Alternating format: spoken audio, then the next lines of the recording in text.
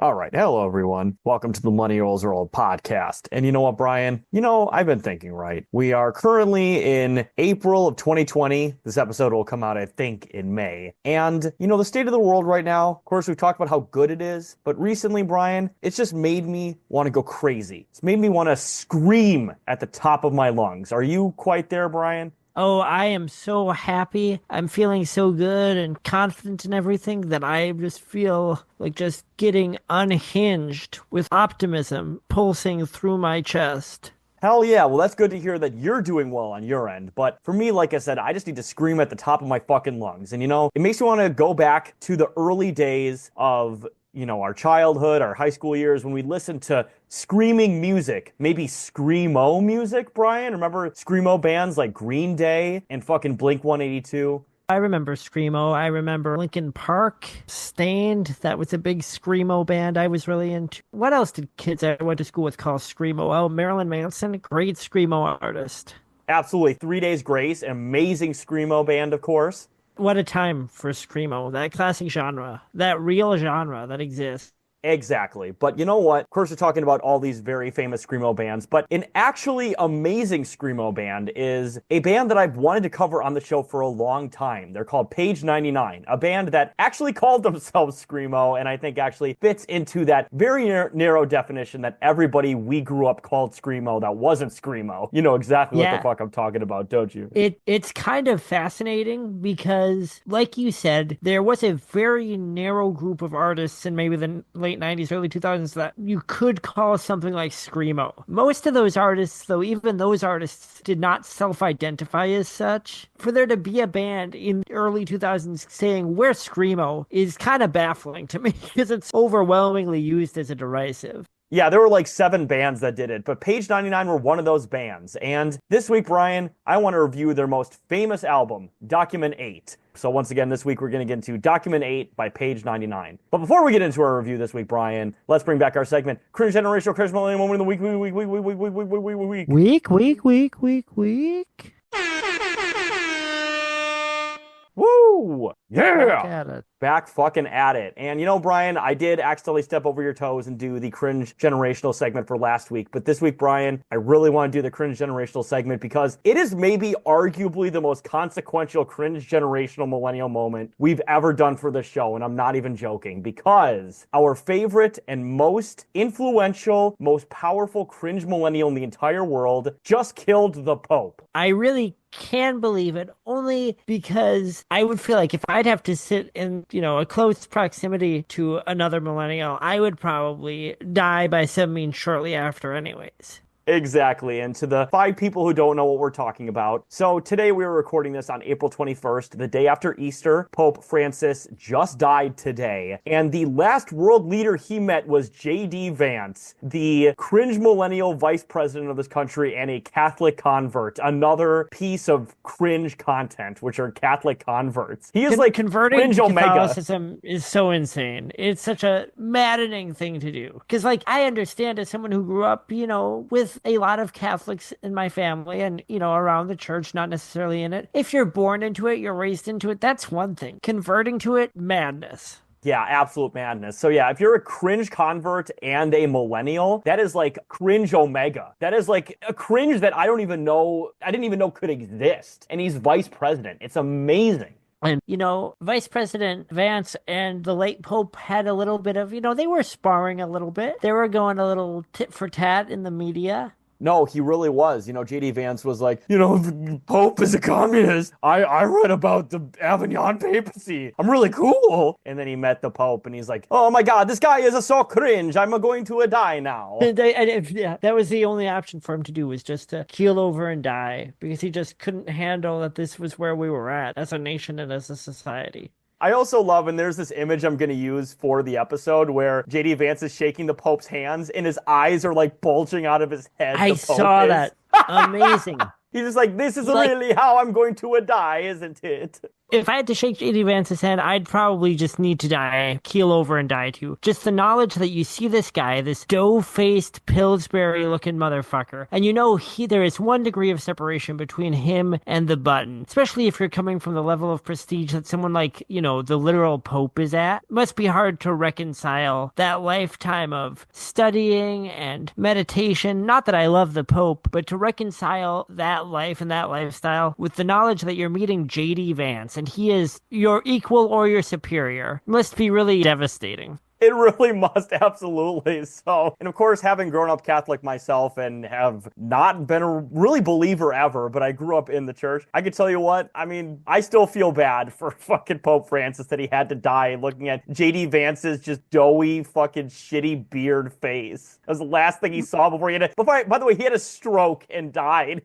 So do we have any predictions on what style of pope his successor will be? Are we expecting a more liberal pope or maybe another Hitler Youth pope? What are our prognostications? If the Catholic Church wants any chance of surviving in the next century, they're going to have to just basically be libtard popes. That's really all that it's going to be. Yeah, and I would, people sometimes get bent out of shape about the Pope being a lib. Not me, but, sometimes the Pope will say something that's just vaguely, humanitarian or accepting of the existence of, like, queer people. And a bunch of fucking right-wingers or even just garden variety Republicans will go, oh, no, the Pope is woke now. And then he'll immediately say some other, like, transphobic shit. But they're all terrified of the idea of the lib Pope. Yeah, even though American Catholics and just American Christians in general are the most anti-Catholic fucking Christians in the world. Even like a Boston, like Irish Catholic is the most Protestant person who ever existed. Yeah, no, we're all just Protestants in America. Even the atheists are a type of Protestant. Exactly. But Brian, speaking of people who are totally Protestant, I think it leads perfectly into our review this week. So, once again, we are going to be covering the album Document 8 by Page 99. It came out in 2001. Just a little bit, though, Brian, before 9/11. So this is a pre-9/11 album, just barely. One of the few albums I can think of that probably would sound the same had it been recorded after 9/11 as it does before. Post 9/11 vibes to this. Yeah, it's really interesting, isn't it? In the same way that System of a Down's Toxicity feels post 9/11, but it was actually released the week before. Yeah, a weird case where, you can't imagine them changing so much. And part of that probably has to do with how claustrophobic and oppressive a band like Page 99 is, I suppose. That would have been really natural for them to keep on that route. It's not like, say, Gerard Way was writing comic books or whatever, and then 9/11 happened, and he had to make this dark rock band. Like, Page 99 were right there. No, absolutely. And you talked about the claustrophobic, Brian. This band had 8 members in it, including 3 vocalists and 3 guitarists. I was reading about that, and I don't want to say that you can't hear it, because I'm sure they all played a role. I don't think it was like a Slipknot situation where they had a bunch of members that were just there to look cool. But when I listen to this album, I don't think, oh, there's 8 guys in this band, and I can tell what they're all doing. It sounds like a pretty standard hardcore band lineup, vocals, drums, bass, 2 guitars, maybe some keyboards sprinkled in. Doesn't sound like an 8 or 9 person band. No, it really doesn't. But, what I think it does really well, though, is you talk about the claustrophobia. I think definitely the claustrophobia, the intensity that I think having that many members. Very much like a wall of sound almost of like hardcore. Where it's not necessarily that they're each doing some really distinct virtuoso thing, but it's that the sound of this band is dense. And there's probably lots of different members of the band doing kind of textural things piled up on top of each other. So it's not that everyone in the band is standing out and you're going like, oh, this guy's doing this guy's doing that. It's that they're all kind of cohesing into this, really thick and, like you said, wall of sound kind of experience.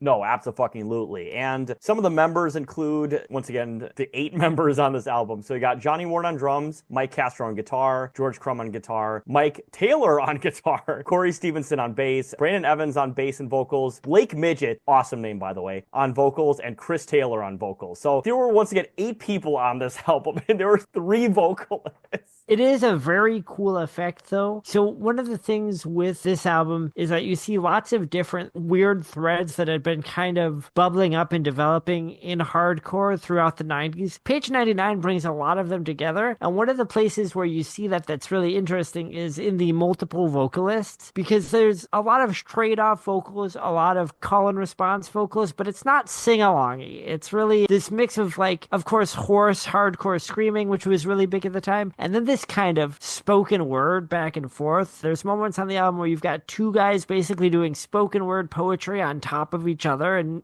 saying different things. Really disorienting effect. No, absolutely. And once we get to the individual tracks, there's certain ones that I think exemplify that more than any other, especially the shorter songs, I think, do that. And then this album was produced by Kurt Ballou, which once again, this is in the Ballou-averse that I said we'd do a series on at some point, who of course is the guitarist for Converge. It was released on Robotic Empire Records. It's 20 minutes and 28 seconds long, which is another reason I love this album. It's very short. It's an EP basically, but it's 7 tracks. And even the extended edition is still under 30 minutes. So it's awesome. I love intense music that's short. Another famous album that came out like a decade ago that's pretty long is Sunbather. That album, what was that? Death Heaven. That's just like a long album and it's intense and it just gets exhausting after a while. And I don't dislike Death Heaven at all, to be very clear, but it is not an album I could listen to every day. Yeah. Sort of the same thing you might get from a band like Swans or something, where it's like they're good, but listening to them is, I don't want to say that listening to Page 99 isn't an experience, because it is, but you can listen to it either as a serious listening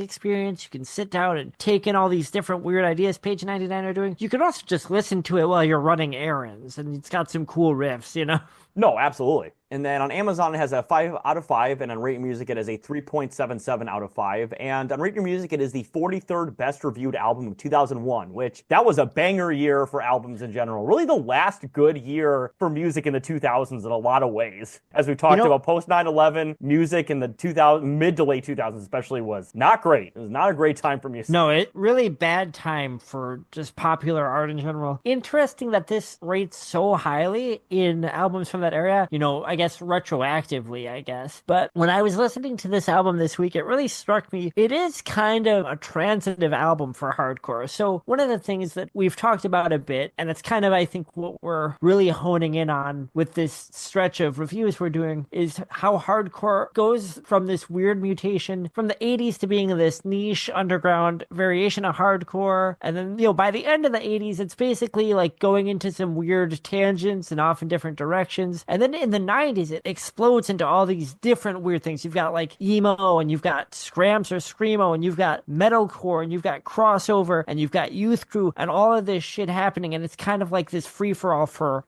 what's the dominant way that hardcore music or whatever is going to evolve. And then in the 2000s, right at the beginning of the 2000s, you've got an album like this. And the thing with Page 99 is they seem to have taken the most effective elements from all of those different post-hardcore strands that were kind of experimenting in the 90s. And they fold a lot of them up in here. And what's kind of strange about that is that even though you get this album that takes all these sort of disparate elements and it's very intense and kind of unyielding, it also is sort of the blueprint for a type of post-hardcore that would, in the mid-2000s, become, pretty successful. It's not hard to see from an album like this to something like, 5 Stories Falling by Thursday. Or also, I Brought You My Bullets by MCR. Yeah, yes.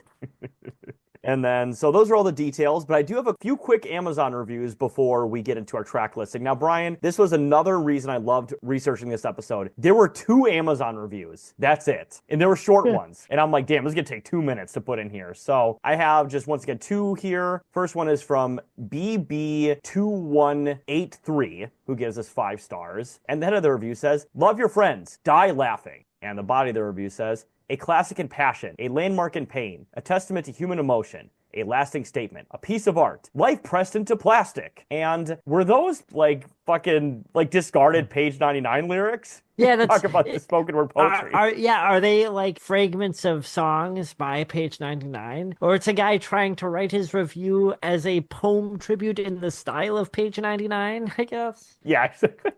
I was like, damn, I'm reading this and I'm like, this must have hit so hard in this guy's head. He was like, oh, class. yeah.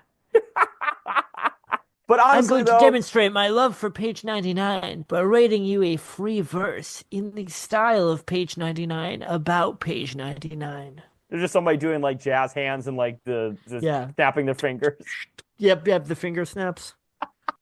Oh, Jesus, funny. And then a more, I guess, mainstream review here. So a less avant-garde one. So Jan M. Potter gives us 5 stars. And the head of the review says, holy shit. And the body of the review says, just recently re-released and remastered. If you have ever had the chance to see Page 99 live, there is no doubt in my mind you left the show emotionally and physically drained. Punk, hardcore, and grind all rolled into one giant mindfuck of a band. And I did watch a couple of their live sets, because would you believe, Brian, it's kind of hard to find live footage of this band. There's not too many, like, fucking videos of them playing. I mean, I would believe that. One of the things with Page 99, of course, is they're one of those bands that, and this happens a lot in hardcore, is a band will exist for a hot couple of years and put out a lot of splits, a lot of singles, a lot of EPs or whatever. And when they break up, they're kind of gone. Like, you see that in hardcore in a way I feel like you don't see that in any other genre, where once a band's life cycle is over, it's kind of like they don't exist anymore. The thing with Page 99 is that I think bands, well, we alluded to it earlier, I think bands like MCR and Thursday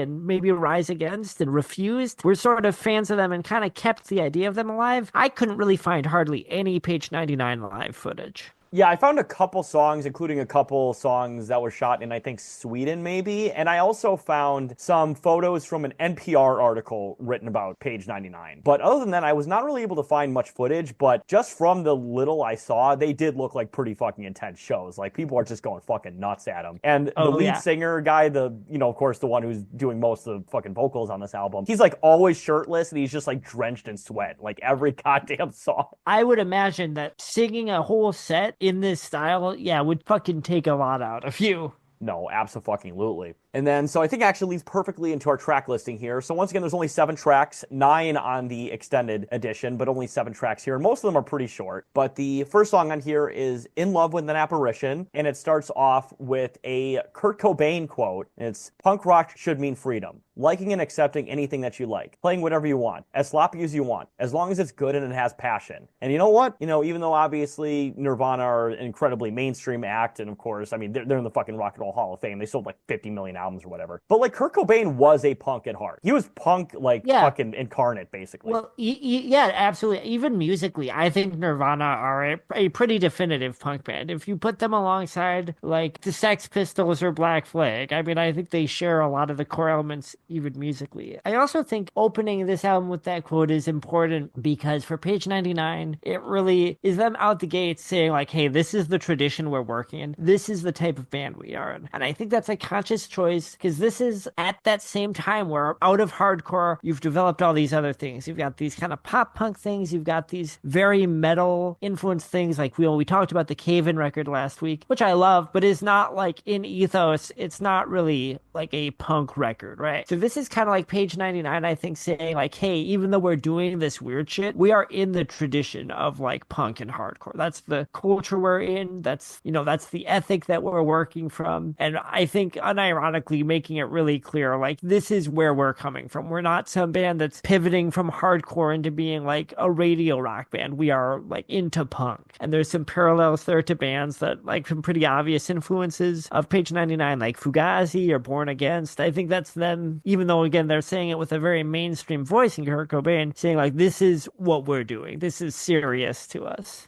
No, exactly. And, of course, once again, the album starts off that way. It's a great way to start off this album. And just like with how we talked about the like spoken word, this is how this fucking album starts off with and how the song starts off with. So it's obvious, at least to me, that these lyrics are probably about a relationship that didn't work out, essentially. Basically just exaggerating it in a way that it's like, romance is dead and, her love was a vampire and it sucks me dry, basically. And when she goes away, like her love like floats away like a ghost and it crumbles in my hands and stuff. And obviously very well-worn emo and, punk lyricism, but in spoken word poetry. And I love the lyrics on this song, by the way. I want to be very clear. I love Page 99's lyrics. I know I've talked some shit about post-hardcore lyrics that I think they can be overly verbose and kind of like try-hard poetic. The thing that Page 99 and bands like that do kind of works for me. It's this mix of like punk rock angst and like kind of beatniky free verse that even though it's every bit as kind of like pretentious and can be goofy, I love that shit. I especially think when you do lyrics like that with the appropriate emotion, which Page 99 do, they really work. I also think musically, this is probably, I mean, obviously, it's a very deliberate opening track. It's probably one of the most accessible songs on the album, I think. Well, it has all the hallmarks of their sound. It's got the weird post-hardcore stuff, the screamo, the blast beats, all the, there's segments to it. It's kind of epic sounding, but it wouldn't be all that hard to show this song to maybe like a skate punk kid or like a Rise Against fan, whereas some of the tracks you'll get later on in the album would be pretty alienating.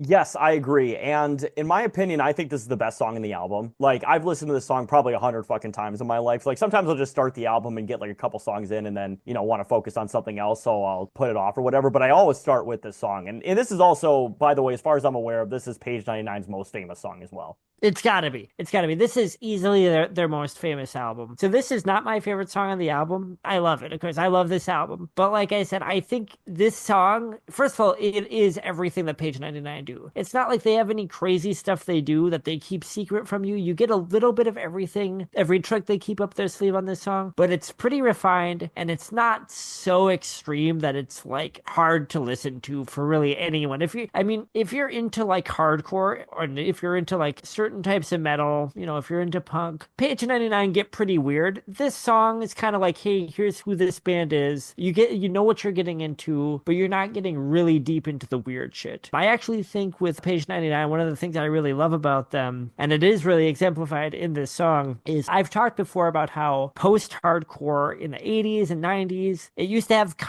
it had a very different meaning. It meant the same thing that post-punk in like the early 80s meant. So it's bands that came out of hardcore punk, but are expanding on that sound and doing weird shit, right? So it was a really broad kind of any sort of experimental hardcore band or any experimental band coming out of hardcore. By like the mid or late 2000s, post-hardcore kind of just means like swoopy-haired kind of pretty boy metalcore. But with Page 99, this is still very much in that realm of like hardcore punk that's artsy or experimental and kind of challenging. And if that's what you're looking for, I think this song really hits you with that. It's almost like a mission statement musically for the band and for the album, I think.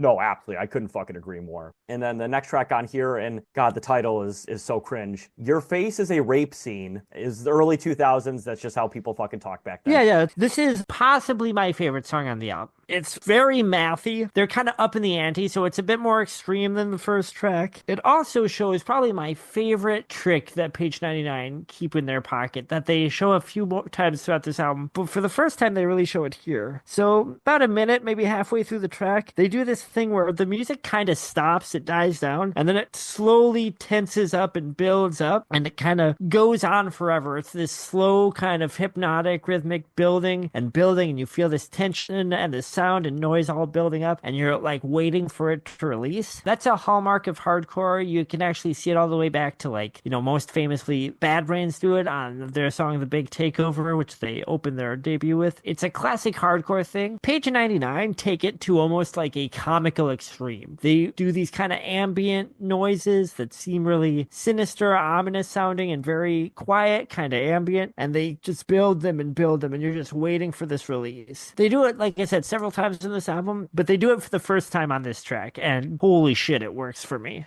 No, same. Yeah, this is a very, very track. Once again, obviously, it starts off intense. Yeah, you're right. Stops, sort of creeps up, and then ends intensely. Yeah, it's another great song that I think showcases their obvious music diversity, for lack of a better word. Their musicality, yeah. Their musicality, exactly. And then the next song on here is the first of the short tracks. So there's three songs on here that are under 2 minutes long, but this one is Life in a Box. I think that's the sequel to Man in a Box, right? The Alice in Chains. Yeah, the Alice in Chains song. The 80s song, Living in a Box. Yeah. That band and Page 99 are very much in the same musical tradition. That's for fucking sure. Sophistopop and screamo. Yeah, my favorite Sophistopop band, Page 99. Yeah, exactly. But yeah, this one is once again one of the under 2 minute songs here. So, and the lyrics are once again very poetic, essentially poetic. Basically, a few lines repeating here and there. And I will say this is the song that it's not like I dislike any of the songs of this album, but this is probably the one I had the least amount to say about it. It's very short and fast, essentially. Yeah, I don't have a ton to say about this album, or I mean, I do about this album, about this song, but it is one of my favorite tracks on the album. It's probably the most straightforward capital H hardcore song. It's still pretty weird compared to most hardcore bands, but for page 99 on this album, this is them doing hardcore, like without the weird shit, without the bells and whistles. Not a lot more to say about it, but it is a really strong track. This is like straight up pit music. Like this is like a song that like would be jacked up to be in the middle of the pit when this came on. No, absolutely. And then speaking of, the next one is another short song here that would also be a great pit track. So this is We Left As Skeletons, and this is the actual shortest track in the album. It's 1 minute and 29 seconds long. And this is the one that is like the most skronky of the tracks. It's super skronky. And of course, skronk would be perfected just a year later with that Norma Jean album. Was that Bless the Martyr, Kiss the Child, I think? Yes. That one's like, that album's super fucking skronky. But yeah, that's like taking skronk out of like a punk context and into like more metal. Yes, exactly. Which I think really perfected it as a sound. Yeah, exactly. So, like I said, I like this song quite a bit. I think this is actually my favorite of the short tracks just because, like, I'm just a big sucker for the skronk. I don't know why. I just like it. I'm a big sucker for it. One of the things, and this ties into it being very skronk heavy, is this is one of the tracks where you see, I mentioned that there's a lot of different kind of elements of 90s hardcore and post-hardcore that page 99 kind of toy with on this album. There's bits of like power violence on some end, but then there's little bits of almost like kind of Midwest emo coming in. And I think one of the strongest parts where you see this, although there's one really strong moment later on in the album, is guitars on this, while being skronky, they have a little bit of a kind of melancholy Tim Kinsella-y Midwest emo thing going on. Almost kind of reminds, it's like an evil Cap'n Jazz, if you're familiar with that band at all. Yeah, vaguely kind of Cap'n Jazz vibes on this song, but again, much more aggro, much more evil. Also just want to say, at the end of this track, the last 30 seconds or so, there is an amazing bass line. It's only there for that one moment in the song, but it's so good.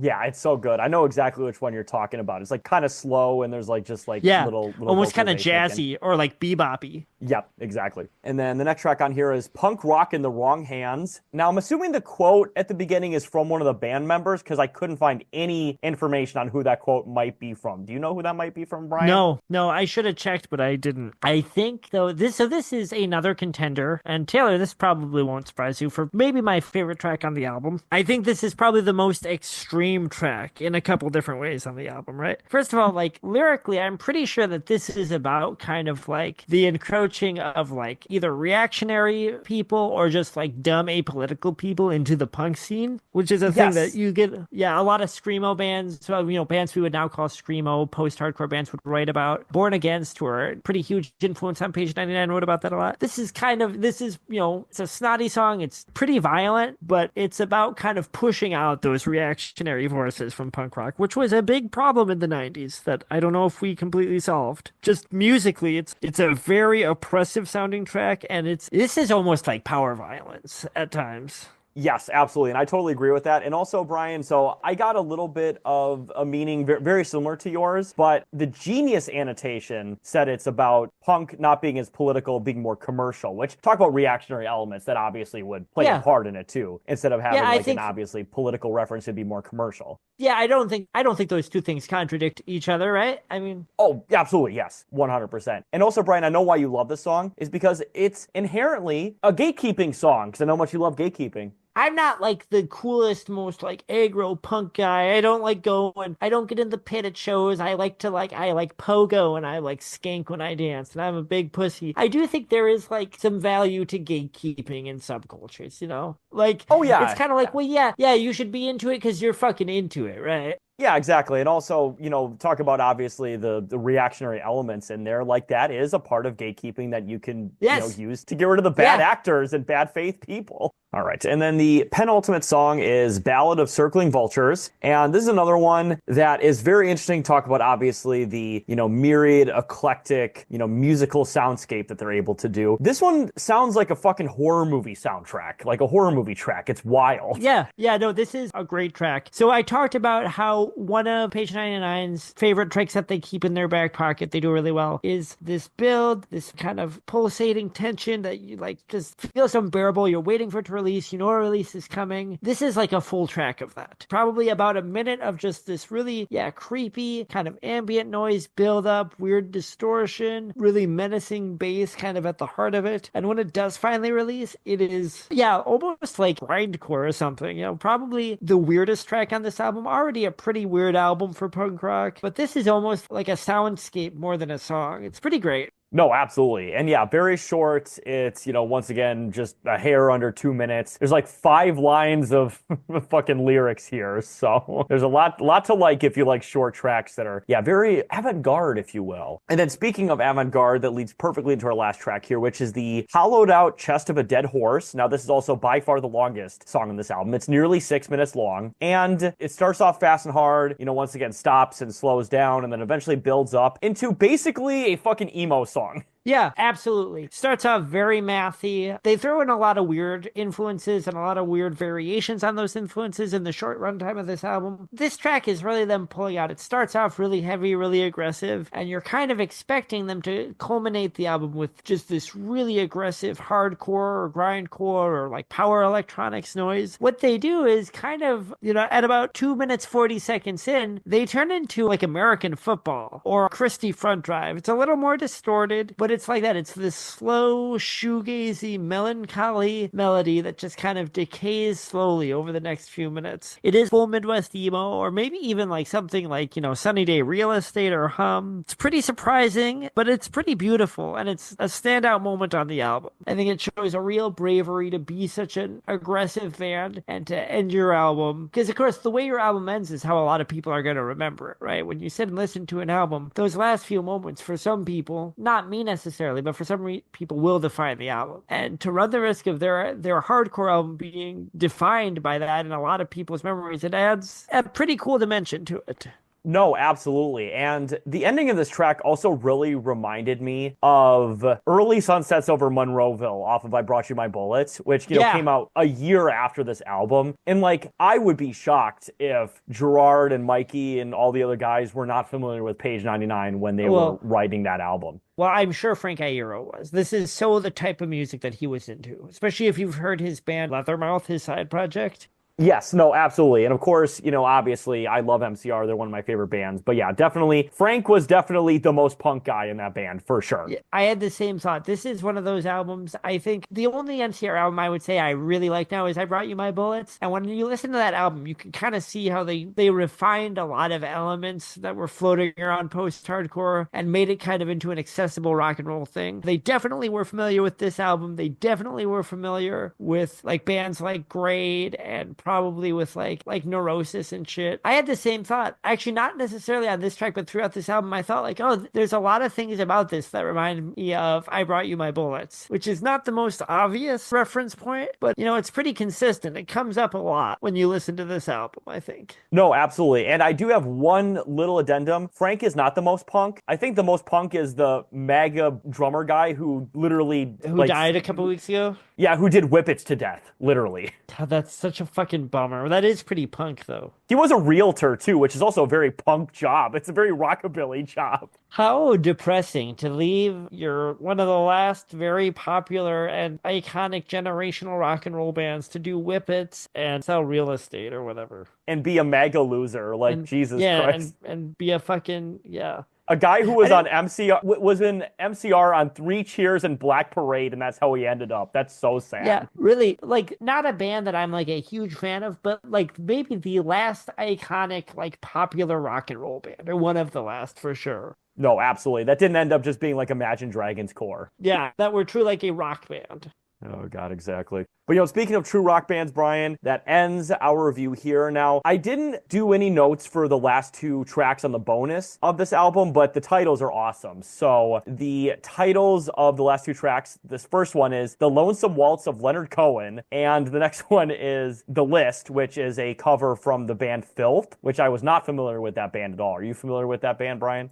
I am. I have some notes on those tracks. They're fun. They're a good time. Leonard Cohen would have mostly made sense on this album. It would have pretty much fit in. It's very theatrical and would probably be pretty accessible again for fans of MCR or Say Anything. It's a little less extreme than the tracks on the actual album. The Filth cover is fun. Filth are pretty cool and they make it work, but it would have been jarring on the album because it's like a kind of a melodic skate punk thrashy song. It's very different from what Page 99 do, and it would have been jarring to just have it on the album, I feel. No, 100%. Yeah, it's definitely the most straightforward punk song in this album by like a lot. Like, I was kind of shocked to listen to it because I usually only listen to this album in its original format. And I listen to this, I'm like, oh my God, this is like a straightforward like punk song. It's kind of wild. It's like almost like a Bad Religion song or something. And you're like, what the fuck is this doing here? It's fine. If it were on the album, it would be my least favorite track on the album. And I like Filth and I like the original song. It just, they would have been out of place. No, totally agree. All right, but yes, so that is our review. Do we have any final thoughts before we get to our pluggables, Brian? Yeah, I mean, if you're into,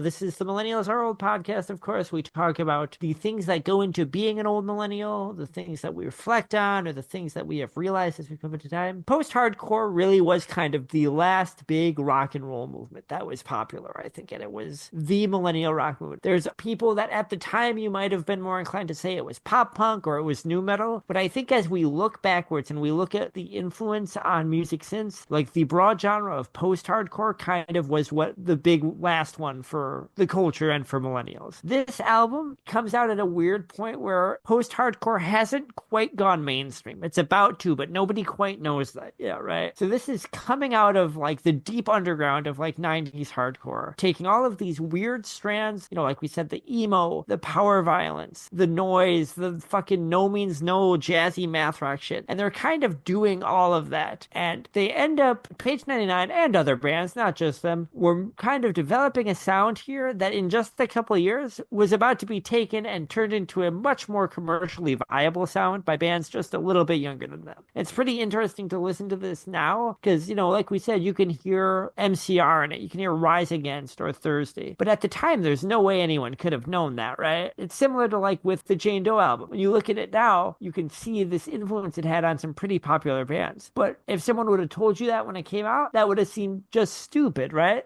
Yeah, exactly. Because, just like this album that, has its extreme elements and has its avant-garde elements. Same thing with Jane Doe. And, like, Jane Doe at the time was, like, a melt your face off kind of fucking album. Like, that was an album that, like, if you listen to it back then, like, it would really scare your fucking, like, quote-unquote normie friends, for lack of a better word. Unless you were into, like, power electronics or grindcore. Like, what would you compare that to, And I'd say this is a similar thing. And now you get, the fucking mustachioed burger chefs who charge $30 a burger at a restaurant wearing a fucking Jane Doe Converge t-shirt. With a Jane Doe neck tattoo, yeah. Yeah, exactly, right? Or obviously, once again, this is a very avant-garde band, but, I wore this fucking band's t-shirt to DC and nobody batted an eye, whereas back in the day, people would be like, well, Page 99, what the fuck is that? What the fuck is that? Which, to be fair, I also want to be very clear. I wore it to DC because Page 99 are a DC area punk band. They are part of that DC punk lineage. That's another good final thought to add in. This is very DC sounding. There's a lot of elements of like, this is in the tradition of course, DC bands like Rites of Spring and Fugazi, Gray Matter. Like if you're into that kind of emotional, but not, it's emotive and it's emotional hardcore, but it's not quote unquote emo in the derisive sense that was big in DC. Like you will dig Page 99 for sure. Yes, absolutely. All right, so yes, that is our full review and final thoughts. Now let's get into our pluggables as always. So of course you can follow me at Carlos Chantor on twitter.com. And as well as always, please subscribe and follow us on both our Spotify and our YouTube channel where we are uploading every episode simultaneously to both platforms. And as well, please donate to the Lucifer and the Father campaign. Of course, our good friends Scott, Shaw, and Robert are now, I believe, in principal photography or pre-production on the next couple episodes, right, Brian? I think they're still in pre-production. But it is like happening. Like they're putting it together now. Exactly. And they're about 20% to a quarter of the way through their GoFundMe, but of course they can always use more moral and financial support to continue on their series, so please donate. And, of course, as always, if you donate to the campaign, just send us a YouTube comment, send us an email, just show us any proof that you donated, and we will, within reason, about 25 bucks, match that donation, because even though, of course, Scott, Shaw, and Robert are continuing the series, we still want to make that series a possibility and a reality as good as possible, 100%. And, of course, talk about funds and GoFunds and donations. Of course, our good friend Luigi, he needs our help. So we're going to plug it as we always have, but the now official Luigi Mangione Defense Fund, I think last time I checked, it's at over $800,000, and it might be around $900,000 as of the releasing of this episode. But either way, Luigi needs our help, both morally and financially. He's got a good legal team, but he's facing a fucking uphill battle, and the powers that be are going to try to fuck him hard. They're going to try to fuck him hard. They're already talking about sending American citizens to that fucking El Salvador hellhole prison. Shit's getting scary. They might do that to Luigi. So just like how we're trying to bring fucking Kilmar back home, let's bring Luigi back home. All right, let's fucking do this. Yeah. Again, I know it's easy to feel, and it's good to feel optimistic. He's got a good defense. He is absolutely not guilty beyond a reasonable doubt. But, again, like Taylor said, they're going to try to fuck him hard. They're so pissed off at him, and they want to make an example of him just like they want to make an example of anyone else. So it is good to continue talking about Luigi, continue donating money. And again, as Taylor said, we are going to match any donations to them or to our friends Sean and Scott within reason. Everything's bad, guys. We aren't really a political podcast. We talk about media. We talk about culture, and politics are part of that, but things are bad. It is good to try to support good things. If you can't do it monetarily, then it is of value to do it just with community. I have to remind myself of that as well as anyone. So when I say that to you, I'm also talking to myself, but it's not that it's not as bad as it seems, but there's still value in doing things and asserting our humanity and, demonstrating that humanity to one another and to our enemies, even at the worst times. Absolutely. And, just like obviously with the Lucifer and the Father campaign, just send us a YouTube comment, send us an email, and we will match the donations to Luigi's within reason once again. And both Brian and I have donated to the campaign as well. Yes. So we believe in it very much so. And then our last pluggable here, speaking of donating to good funds, we of course now have a Patreon page. Woo!